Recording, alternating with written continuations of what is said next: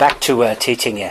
Then the public sector, usually they initiate some projects. It could be amusement parks, it could be swimming pools, it could be other things to help both the locals and the tourists.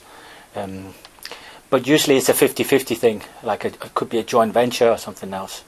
And also it's you have a need to minimize leakages, to maximize benefits of investment, and also economic diversification. So you don't really rely on one industry. It could again be the fishing or farming or some other industry. So it's like diversified in case of downslope in that industry.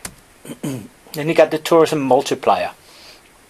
It's a bit like if you throw a stone in the water, then you get all these rings spreading, and that's more or less saying that stone, not figuratively speaking, but that stone could be a tourist entering a destination, like the stone entering the water, and then all the rings around it in the water could be economic benefits in the destination itself.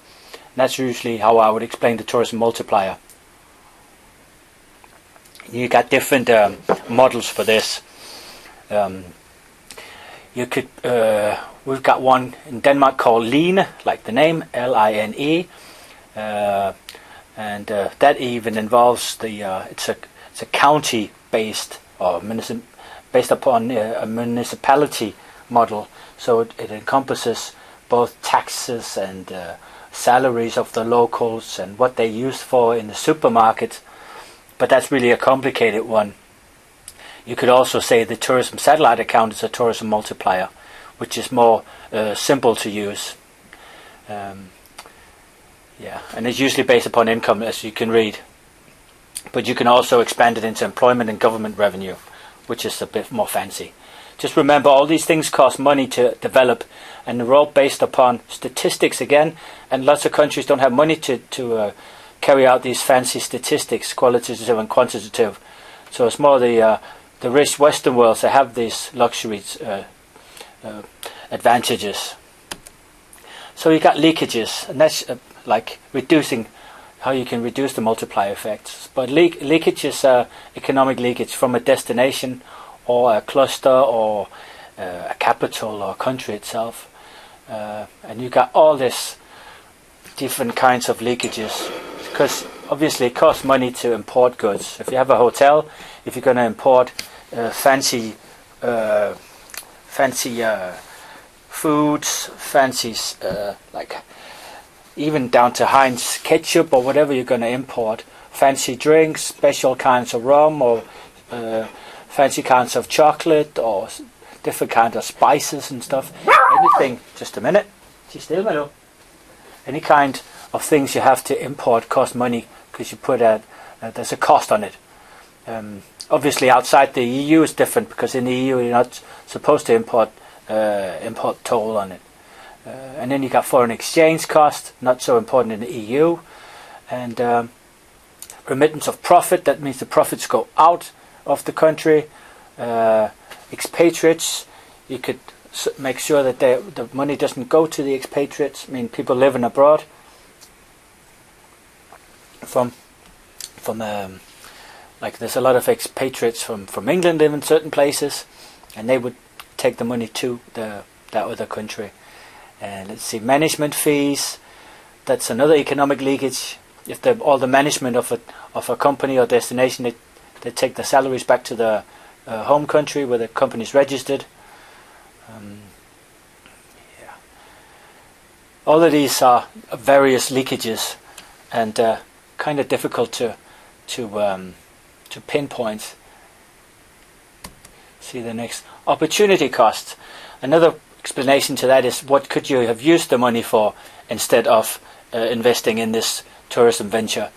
So it could be redirected to other public services. The money you spend on a certain venture, say an amusement park, or helping a hotel establish itself, then you could have used it on public services, benefiting the locals, or you could have just retained it, so the taxpayers, somehow could have gotten more money out of, tax benefits, or using it to something else within the public sphere.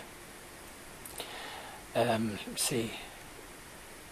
And you can see the sources here, journals of travel research.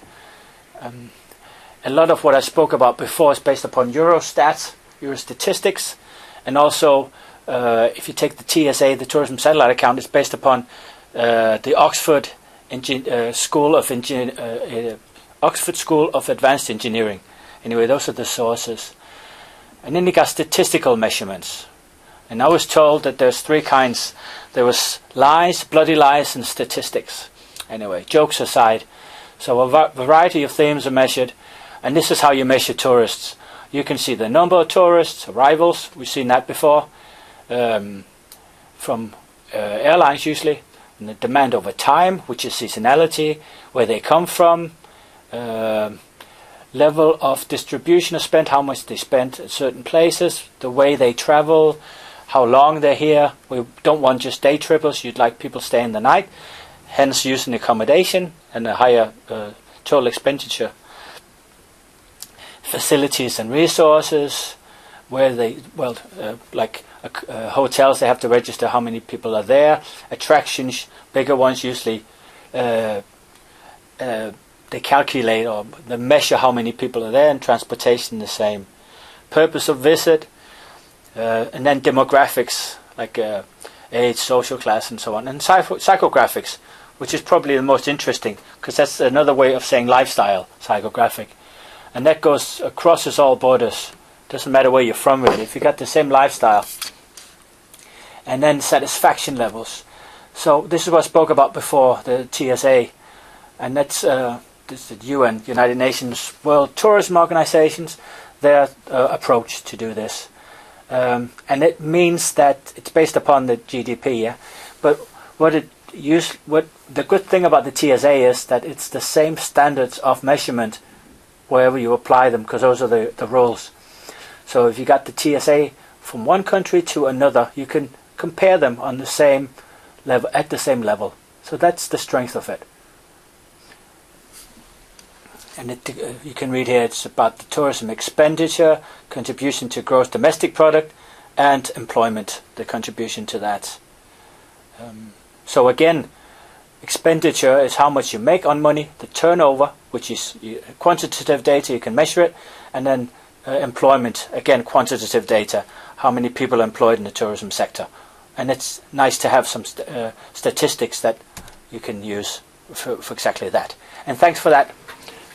Next lecture is on the environmental impacts of tourism.